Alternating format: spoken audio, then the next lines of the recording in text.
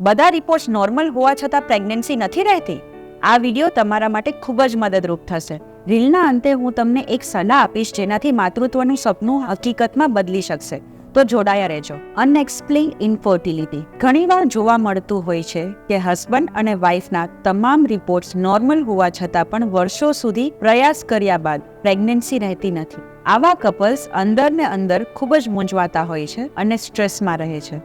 Reports normal હોય ત્યારે મોટા ભાગે સલાહ પણ એવી જ મળે છે કે ટ્રાય કરતા રહો, રિઝલ્ટ મળશે. પણ આવા સમયે એજ ફેક્ટર ધ્યાનમાં રાખવું જરૂરી બનતું હોય છે. પણ ખુશીની વાત એ છે કે આઈવીએફ કે આઈયુઆઈ અનેક દરવાજા ખોલે છે. તે કુદરતી રીતે પ્રેગ્નન્સીમાં અવરોધ બની રહેલા તમામ સ્પીડ બ્રેકર્સને દૂર કરે છે. આઈવીએફ દ્વારા આપણે એગ રિટ્રીવલ એટલે કે સ્ત્રી બીજને બહાર કાઢી એક નિયંત્રણ વાતાવરણમાં ફર્ટિલાઇઝ કરી અને શ્રેષ્ઠ એમ્બ્રિયોઝને ફરી ઇમ્પ્લાન્ટ કરી શકીએ છીએ. આ ઉપરાંત જેનેટિક સ્ક્રીનિંગ કરીને તમારા બેબી માટે શ્રેષ્ઠ શરૂઆત સુનિશ્ચિત કરી શકાય છે. અને હવે માતૃત્વના જે સપનાને સાકાર કરવાની હું વાત કરી રહી હતી એ છે સતનામ મધરહુડ આઈવીએફ પર ફ્રી કોમ્પ્રિહેન્સિવ ફર્ટિલિટી ઇવેલ્યુએશન માટે વિચારશો. સાથે મળીને આપણે તમારા માતૃત્વના માર્ગને સુનિશ્ચિત કરીશું. મારી અપોઇન્ટમેન્ટ લેવા માટે તમે સ્ક્રીન પર આપેલા નંબર પર કોલ કરી શકો છો.